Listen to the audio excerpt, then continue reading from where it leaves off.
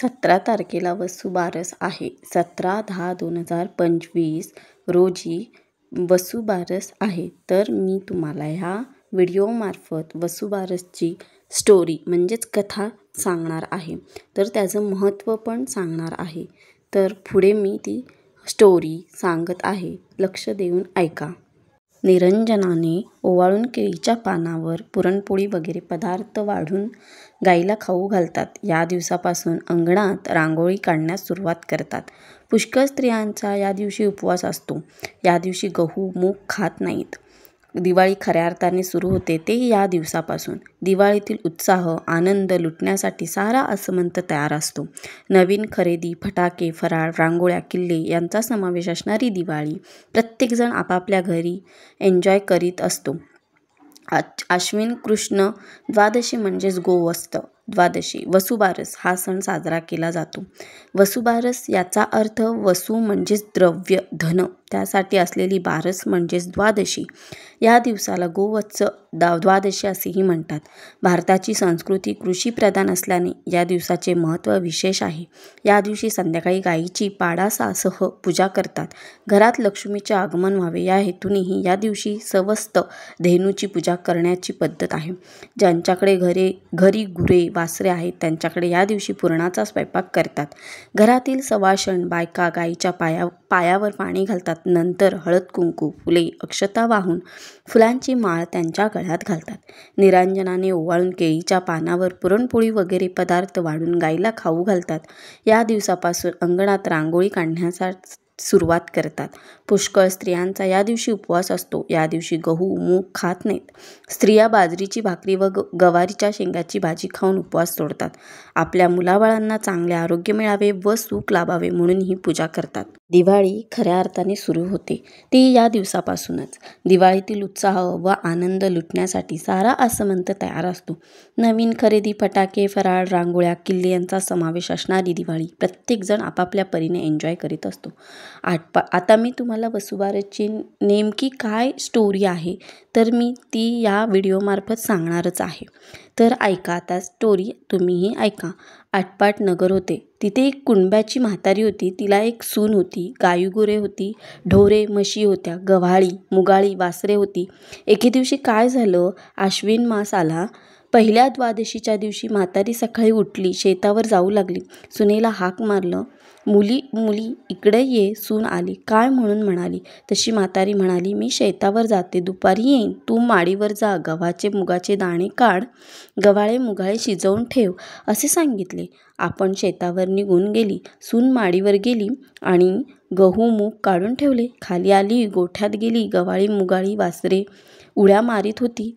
त्यांना ठार मारली, चिरली व शिजवून ठेवून सासूची वाट पाहत बसली. दुपार झाली तशी सासू घरी आली. सुनेने पानं वाढले. सासूने पाहिले, तांबडं मांस दृष्टीस पडले. तिने हे काय म्हणून सुनेला विचारले. सुनेने सर्व हकीकत सांगितली. सासू घाबरली. न समजता चूक घडली म्हणून तशीच उठली. देवापाशी जाऊन बसली, प्रार्थना केली. देवा, हा सुनेच्या हातून अपराध घडला, तिला याची क्षमा करा. गायी वासरे जिवंत करा.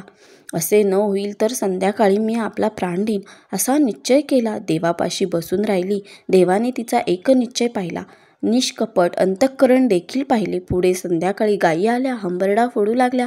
तशी देवाला चिंता पडली. हिचा निश्चय टळणार नाही असे देवास वाटले. मग देवानं काय केलं, गायीची वासरे जिवंत केली. ती उड्या मारीत मारीत प्यायला गेली.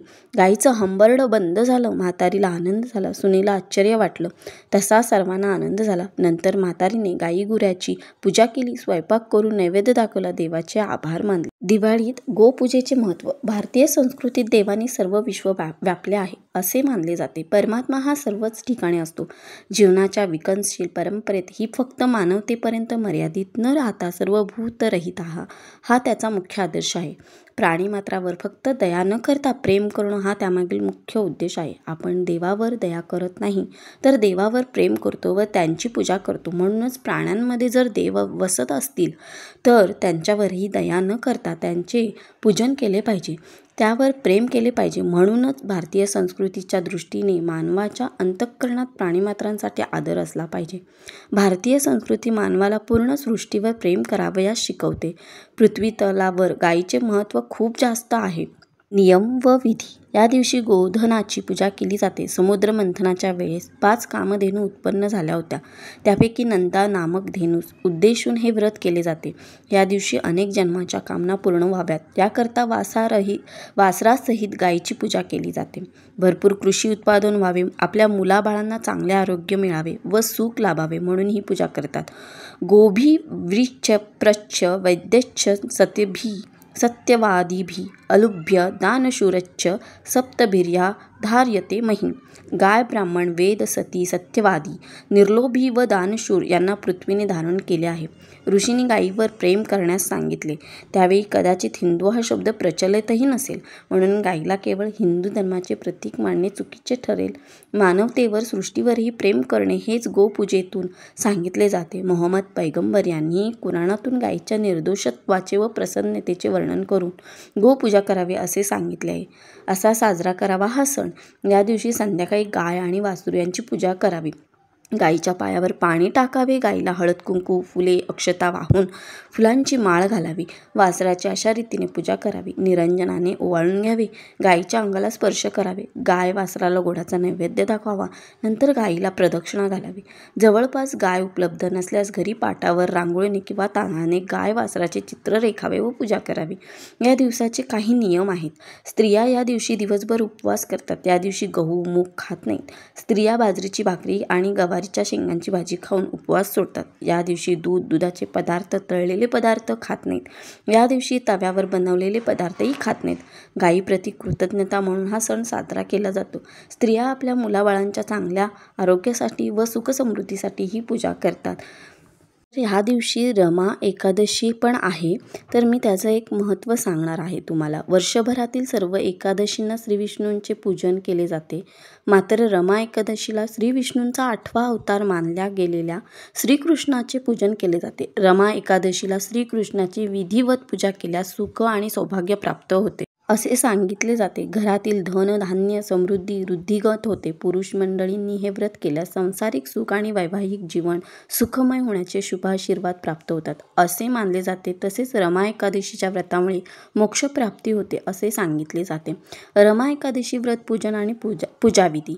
रमा एकादशीचे व्रताचरण करणाऱ्यांनी पहाटे नित्यकर्म आटोपल्यानंतर एकादशी व्रत आणि श्रीकृष्ण पूजनाचा संकल्प करावा. श्रीकृष्णाचे चौरंगावर स्थापना करावी. श्रीकृष्णाचे आवाहन करावे. यानंतर पंचामृत अभिषेक अर्पण करून त्यांचाच नैवेद्य दाखवावा. मुख्य अभिषेक करावा. अभिषेक झाल्यानंतर वस्त्र, गंध, अक्षता, तुळशीची पानं, ऋतुकालद्व फुले, फळे श्रीकृष्णांना अर्पण करावीत. धूप, दीप आणि नैवेद्य दाखवून श्रीकृष्णाची आरती करावी. नैवेद्यामध्ये मिश्री, लोणी, मिठाई, खीर यांचा समावेश असल्यास उत्तम. यानंतर मनापासून नमस्कार करून सर्वांना प्रसादाचे वाटप करावे. शक्य असल्यास गीतापठण करावे. या एकादशीची व्रतकथा ऐकावी. यथाशक्ती दान करावे असे सांगितले जाते.